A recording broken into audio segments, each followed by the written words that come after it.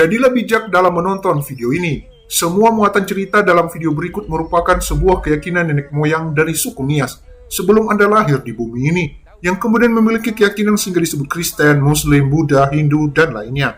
Adapun cerita ini diambil dalam buku Asal-Usul Masyarakat Nias oleh P. Johannes M. Hammerle, OFM Cup. Di channel ini, kami tidak membuat sebuah deklarasi dan mengangkat satu teori yang paling benar. Namun channel ini menampilkan semua teori, mite, cerita dari sejarawan, tokoh, dan buku yang beragam dan membuatnya dalam sebuah video. Jadi, channel ini memberikan pilihan atau kehendak bebas kepada viewer untuk menentukan sendiri mana yang dianggap benar menurut pemikirannya sebagai manusia yang merdeka. Sebelum masuk kepada video berikut, tekan terlebih dahulu tombol subscribe dan notifikasinya supaya Anda mendapat pemberitahuan ketika ada video terbaru dari channel ini, gratis. Dan jangan lupa untuk share video ini melalui media sosial Anda, karena berbagi pengetahuan itu indah ibagu. Oke, langsung saja. Istilah orang berkulit putih atau Nihasafusi bukan berarti orang Eropa dan bukan pula orang-orang yang kekurangan pigmen pada kulitnya yang biasanya disebut albino. Nihasafusi yang dimaksud ialah suatu ras atau grup etnis manusia yang berbeda dengan warna kulit orang lain. Kulit mereka lebih terang atau putih dari kulit suku-suku lain di Asia Selatan. Grup etnis ini disebut Bela atau Onom Bela, atau anak dari Bela. Tradisi tentang mereka ditemukan di seluruh Pulau Nias. Mereka digolongkan sebagai penghuni awal Pulau Nias. Pada suku bangsa Gayo di Sumatera, terdapat juga suatu klan yang bernama Bela.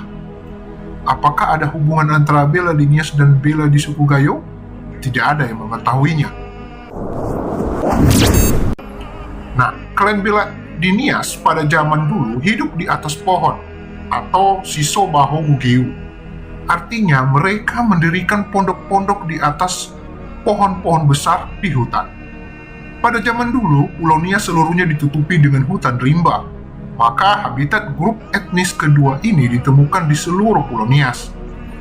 Begitu pula tradisi lisan tentang orang yang berkulit putih itu ditemukan di mana-mana.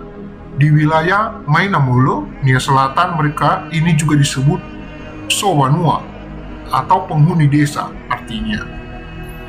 Manusia yang berkulit putih itu dipandang sebagai pemilik marga satwa atau Soho Utunru, marga satwa di hutan, dan buah-buah atau umbi-umbian dari berbagai tumbuhan menjadi makanan mereka. Umpamanya lama, umbian dari sejenis tumbuhan liana atau wewe yang tumbuh di dalam tanah seperti kentang raksasa. Lama itu biasanya digali dan dimakan mentah. Kendati pun ada jenis-jenis makanan yang dapat dimakan mentah, namun mereka sudah mengenal teknik pembuatan api dengan cara mengambil kayu bulat yang kecil diputar dengan cepat dalam lubang batang kayu yang lain atau fuyu. Atau mereka yang pakai teknik yang lain yang disebut faichi, dengan menggesek suatu pecahan batu putih dan keras dengan batu keras yang sejenis. Mereka ini adalah orang yang baik hati. Tidak mengherankan kalau mereka ini dipandang sebagai sahabat atau Bela di Nias Selatan. Rupanya, di tempat-tempat lain, Onom Bela itu lebih sering disakiti dan dibodohi, sehingga mereka akhirnya menarik diri dan tidak kelihatan lagi. Apakah kita boleh menafsirkannya begini? Mereka tidak kelihatan lagi tinggal di atas pohon karena mereka sudah mengganti habitat mereka dengan mendirikan pondok-pondok di atas tanah dan dengan diam-diam melakukan asimilasi. Menurut Amarafisa, penafsiran ini masuk akal. Katanya, kami masih mengenal ciri-ciri mereka. Mereka yang tergolong Onom Bela ditemukan di hampir semua desa Gomo. Tetapi mereka tidak boleh disebut Onom Bela. Bisa terjadi perkelahian. Ahmad Deali F. Nuru dari Dusun Soi Iwa, Desa Ambuka, Kecamatan Lelufitumoi, menceritakan suatu peristiwa yang belum dilupakan oleh masyarakat di dusun itu.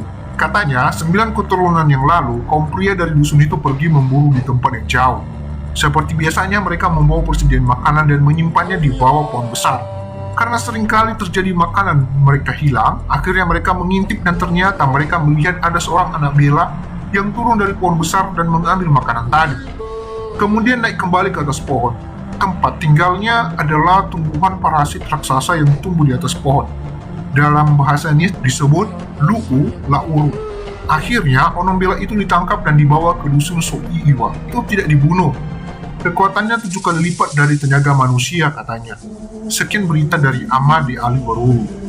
Pada zaman modern ini, manusia atau orang Nias merasa takut di dekat pohon-pohon besar, teristimewa di dekat pohon Awoni atau Ewo. Pohon-pohon terbesar itu sudah hampir punah di Nias. Begitu pula pohon-pohon lainnya seperti Aawa, Siholi, Marao, Etelio, pelbagai jenis liana atau tumbuh-tumbuhan yang merambat pada batang-batang pohon, misalnya lagara atau olia, menjadi tangga atau jalan alamiah bagi Onombela itu untuk naik turun dengan gampang pada pohon-pohon besar, dan semuanya sudah jarang ditemukan di Pulau Nias. Demikianlah video ini. Kami tidak bisa menampilkan sebuah foto atau video karena cerita yang kami tampilkan ini merupakan cerita di masa lalu, bukan di masa sekarang. Jangan lupa like, komen, share, dan subscribe. Yahoo!